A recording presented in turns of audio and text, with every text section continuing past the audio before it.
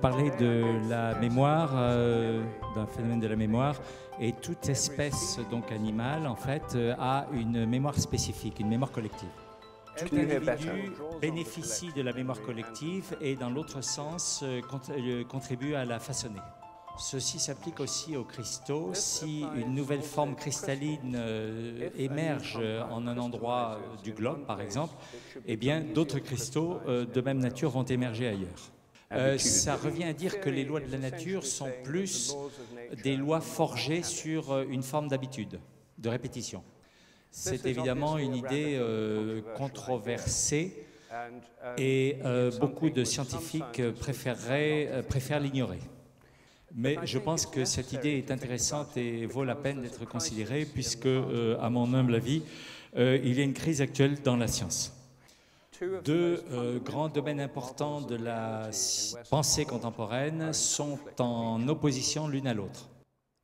L'une de ces idées, la première est l'idée d'éternité, où tout demeure de façon éternelle. L'autre est l'idée d'évolution, où tout change avec le temps.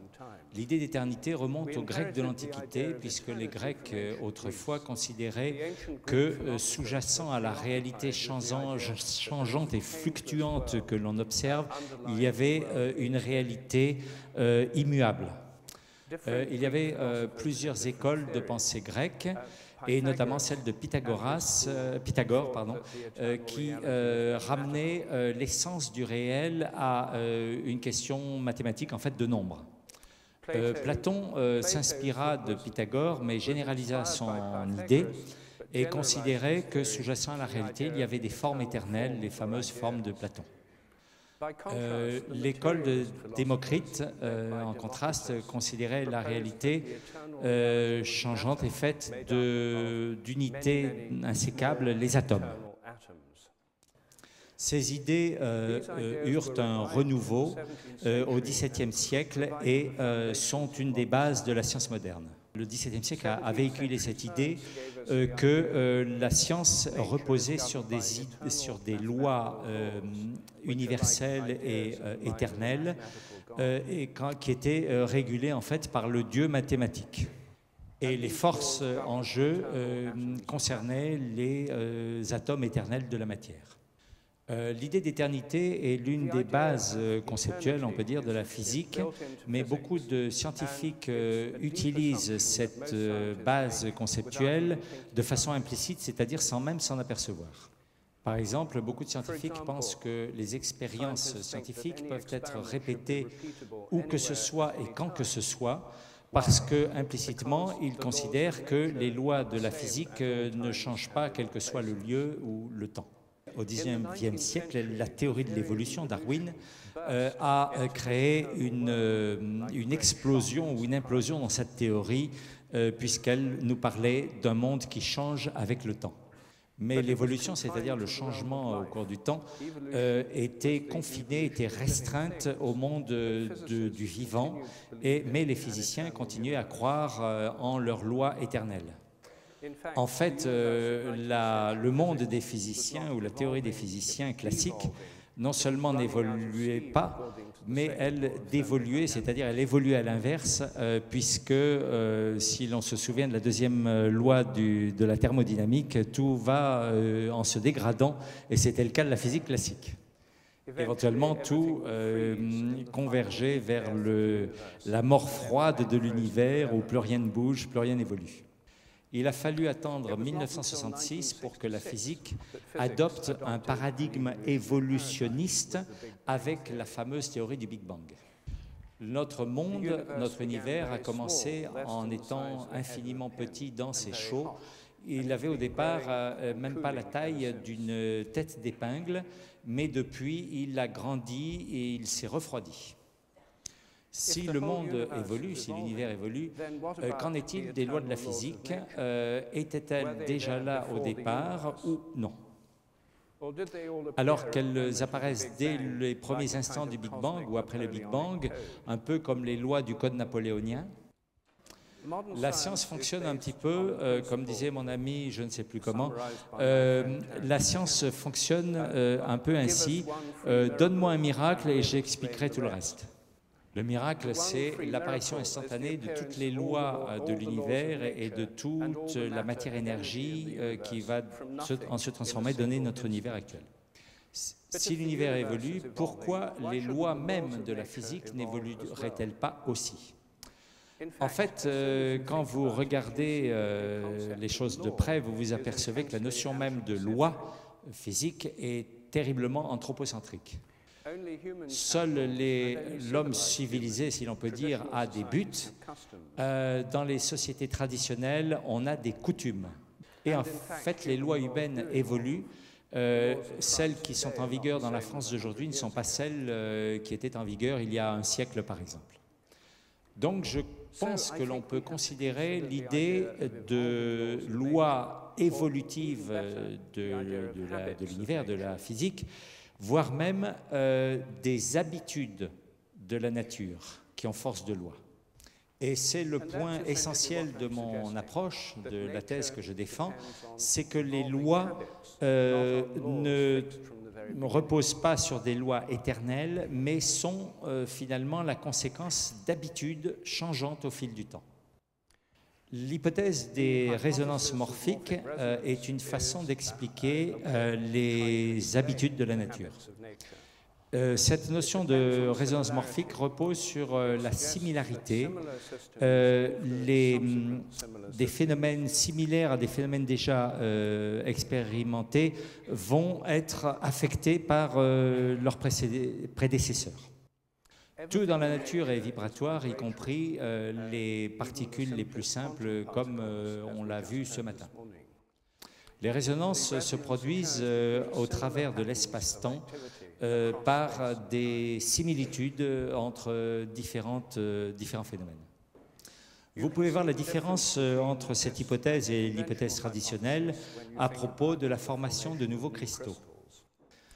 Chaque année, les chimistes créent des milliers de nouveaux composés chimiques qui n'ont jamais existé auparavant.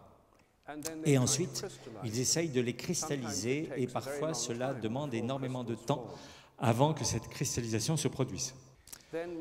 Cependant, quand plusieurs équipes, on va dire, de chimistes essayent de cristalliser le même composé dans différents endroits du monde, on s'aperçoit que cette cristallisation se produit plus rapidement. Plus on a produit cette cristallisation souvent pour une même substance, plus les nouvelles cristallisations seront rapides. Si l'on écoute l'approche traditionnelle, on aboutit à la conclusion que cette cristallisation, qu'on la fasse une première fois, une centième fois, un milliardième de fois, le temps de cristallisation devrait être exactement le même. Les lois de l'électromagnétisme, les lois quantiques, toutes les lois auxquelles vous pouvez penser, nous enseignent qu'on devrait obtenir exactement le même résultat dans le temps d'une fois sur l'autre. En opposition avec cette première idée, l'idée de résonance morphique implique que plus on fait cette cristallisation souvent, plus elle devrait être rapide au fur et à mesure du temps, et c'est effectivement ce que l'on constate. Les chimistes constatent effectivement que la cristallisation se fait plus rapidement, mais ils essayent de l'expliquer autrement. Ils l'expliquent par exemple par des petits morceaux de cristaux qui se seraient échappés d'un laboratoire où on a fait une cristallisation pour aller subrepticement dans un autre laboratoire où on fera la suivante. On sait bien qu'un fragment de cristal placé dans le bain qui va cristalliser va faciliter et donc rendre plus rapide la cristallisation. Mais eux croient qu'avec ce système-là, ils ont l'explication totale. La théorie la plus en vogue est que ces fragments de cristallisation sont transportés d'un laboratoire au suivant dans la barbe des chimistes. D'après Sheldrake et son hypothèse, il suggère que même si les chimistes sont interdits de barbe ou interdits de changement de laboratoire, eh bien le phénomène se maintiendra. Au fur et à mesure que les cristaux se forment, la formation de nouveaux cristaux du même type est plus facile, plus rapide, et la disparition du cristal est plus difficile. En d'autres termes, le point de décristallisation, le point critique dans lequel le cristal perd sa qualité de cristal pour devenir liquide, devrait augmenter. Tout le monde sait que le point de fusion, on appelle ça le point de fusion, d'un produit chimique donné est constant. J'ai fait une enquête sur les composés chimiques donc nouveaux qui ont été découverts depuis, on va dire, un siècle ou moins, et je me suis aperçu qu'au fil du temps, la température de fusion a augmenté d'environ 10 degrés. Mais la température de fusion des composés chimiques cristallisants dans la nature, donc qui sont là depuis très longtemps, elle n'a pas varié au fil du temps. Je donne les détails de cette recherche personnelle dans mon dernier livre qui a été édité en Grande-Bretagne il y a 2 ans, Une nouvelle science de la vie. La même chose, le même genre de processus va se trouver dans le vivant. Si un organisme se développe anormalement, souffre d'une variation, voilà, eh bien, à force d'avoir ce genre de mutation, on va dire, eh bien, cette mutation va devenir encore plus fréquente, plus facile. Je vous montre une drosophile, donc la mouche des fruits ou la mouche du vinaigre. En haut, elle est normale et en bas, elle a gagné une paire d'ailes en plus. Dans celle du bas, une manipulation génétique en fait a changé quelque chose et créé une paire d'ailes supplémentaires. Ceci peut arriver lors d'une mutation dans un gène qui s'appelle le gène B4X. Cette mutation peut aussi arriver si la drosophile se développe dans un environnement inhabituel. Si les larves, ou plutôt les œufs, sont placés dans un environnement très chaud, une partie des mouches qui vont en sortir aura 4 ailes, cette mutation. Ceci n'est pas dû à un défaut génétique, mais dû à l'influence d'un composé chimique, un petit peu à la manière dont la thalidomide avait créé des enfants mal formés. Le point est que plus souvent vous faites ce genre de manipulation, plus la proportion des mouches anormales, donc avec 4 ailes, va être élevée. Voici la charte de l'évolution de la proportion des mouches anormales. Donc on part d'à peu près 2% et ça monte jusqu'au-delà de 30% des mouches. Si vous ne créez plus cet environnement artificiel de grande chaleur, eh bien les mouches vont continuer à fabriquer des générations suivantes qui ont les 4 ailes et c'est la ligne pointillée, c'est-à-dire c'est décroissant avec le temps. C'est un des exemples de l'héritabilité des caractères acquis. En dépit de l'évidence des preuves pratiques expérimentales, ce phénomène était malvenu. Il était malvenu d'en parler autrefois, mais maintenant c'est devenu à la mode. Maintenant, on a même un mot pour cela s'appelle l'épigénétique.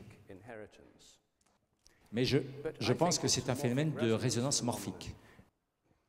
Pour moi, un aspect des plus intéressants et des plus révélateurs est en fait quand les scientifiques ont pris un autre ensemble de mouches et de mouches et ont répété l'expérience. La première fois, comme on le voit sur la charte, la première fois qu'ils ont fait l'expérience, la proportion de mouches anormales était de 2,5% et la deuxième fois 6%.